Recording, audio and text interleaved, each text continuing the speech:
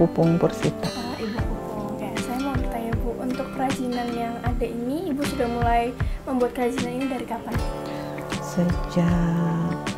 Sebetulnya sih sejak kuliah ya. Oh, sejak kuliah. Tapi mungkin aktif-aktif lagi ketika anak-anak sudah besar. Ya, kira-kira sekitar ya 2010 lah. Wah, berarti sudah lama ya Bu, 2010. Oke.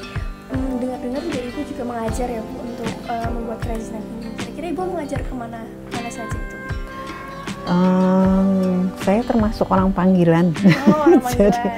Jadi gimana yang manggil, gimana yang undang, ya sampai ke Aceh. Di Aceh sudah beberapa kabupaten Aceh, kemudian di Batam, Sumatera Barat, Sumatera Utara, dan hampir Pulau Jawa mungkin sudah paling semuanya. banyak. Wah, keren banget. Berarti sampai ke luar pulau gitu ya Bu? Ya. Oke. Bu, untuk produknya di sini ada apa aja? Hampir semua kerajinan tangan ada ya. Terutama kalau saya mungkin lebih banyak kalau di untuk belajar, untuk workshop itu banyak di kain. Ya, jadi kain itu ada kain batik khusus pewarna alam, kemudian ada kain ekoprint, ada kain suminagasi atau marble, kemudian ada lukis, ada clay, ada kokoru, dan lain-lain. Saking banyaknya ya, betul. Gitu. Keren. Dan untuk pemasarannya biasa kemana ini? Kalau saya kan pre-order ya. Pre-order. Jadi memang kami mengerjakan kalau sudah ada orderan. Selanjutnya enggak sih, kebanyakan workshop aja karena memang nggak sempet juga. Berarti workshop, dan kalau ada yang pesan gitu ya? Pesan aja. Biasanya kalau pesan itu kemana itu Bu? Yang tetap itu Jakarta pasti. Ada yang kokoru itu tetap Jakarta. Kemudian ya pemasaran paling besar sih mungkin Jakarta, Bandung, Surabaya gitu, kota-kota besar. Dan bisa kalau mau pesen itu lewat mana itu Bu? Lewat WhatsApp atau ada?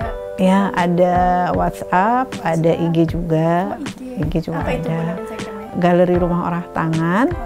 Kemudian Bunda Pupung. Itu aja. Ya. Saya sedikit cerita tentang pelatihan atau workshop yang saya laksanakan atau yang saya ikuti.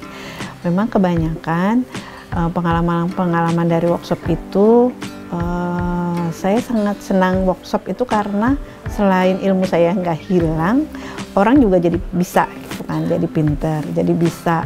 Dan saya juga, misalnya saya butuh sedang pameran, saya tidak ada produk, saya tinggal ngambil dari peserta yang saya ajarkan itu gitu. Nah, kebetulan kadang-kadang dari workshop itu ada banyak yang mengadakan workshop juga, tapi mahal gitu, mahal-mahal. Nah, saya tuh agak gimana ya kalau yang bikin buka workshop tapi mahal gitu ya.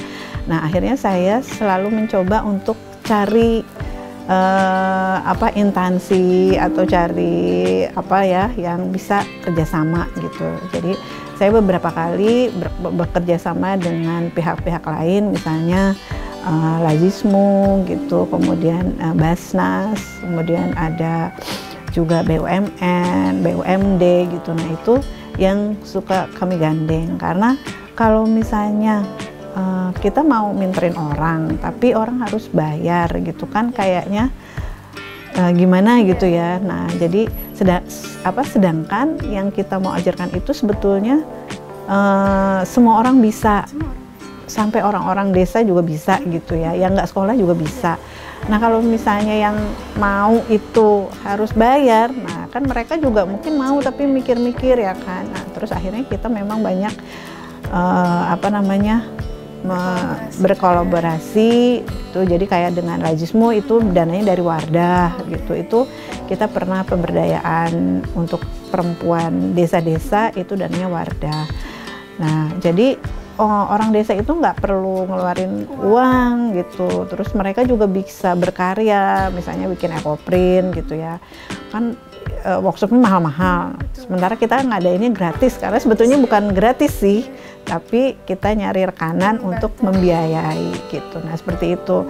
Kebanyakan kami memang begitu. Jadi dengan BUMN juga begitu. Itu pokoknya gimana caranya peserta ini mudah ya, pinter, tapi nggak harus mereka bayar, tapi bukan berarti mereka juga gratis Iya. gitu.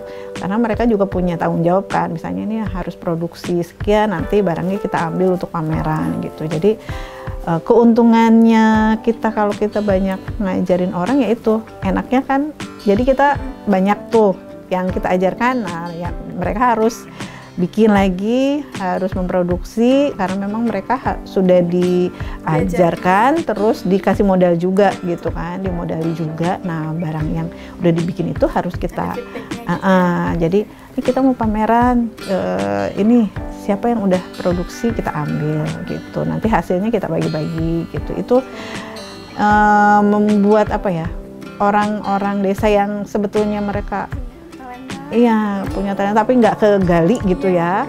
Misalnya kan mereka itu aslinya pedagang di pasar misalnya gitu kan.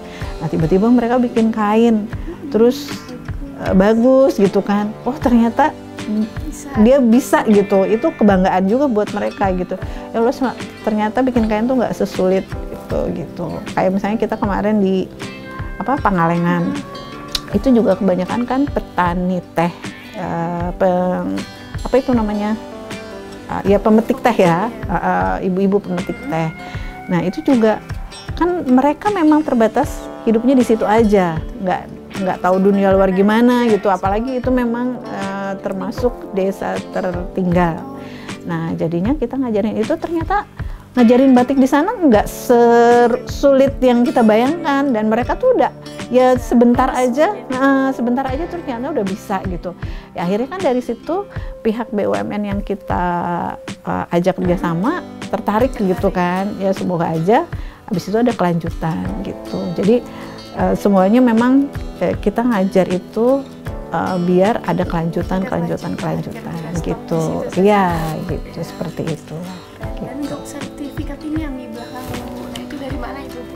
Oh ini dari Kementerian Pariwisata dan Ekonomi. Itu memang kita ikut, jadi saya sampai tua ini gitu ya masih seneng ikut kalau ada kompetisi atau ada apa gitu, iseng-iseng suka ikut. Oh Pak ada kayak gini ya, coba gitu. Ya memang pas di sana banyakan sih yang muda-muda gitu, tapi dari sana kita jadi tahu loh, kan kita jadi ngerti banyak. Terus oh ternyata ini loh gini pengalaman baru. Nah itu alhamdulillah kemarin itu ya iseng-iseng lolos gitu kan, jadi sampai kita bisa sampai ke provinsi ya, sampai ke provinsi kan, terus kepilih lagi gitu. Itu sih ya, saya pikir ya cuma iseng-iseng udah kepilih aja udah alhamdulillah. Nambah temen, nambah pengalaman, nambah ilmu, banyak banget sih gitunya di situ gitu. Nah, kayak Krenova juga sama. Dulu kami baru pindah ke Purwokerto, ya memang belum banyak kenalan gitu. Nah terus ada info itu, ikut, nah terus jadinya memang nambah kenalan. Terus sama orang-orang, ya istilahnya sama instansi juga jadi diketahui orang gitu. Oh udah kayak gini gitu. Jadi bersosialisasi. Ya betul, jadi banyak ininya lah gitu. Baik, terima kasih Bu atas tanya jawab kita yang singkat ini. Atur nuhun. Sama-sama.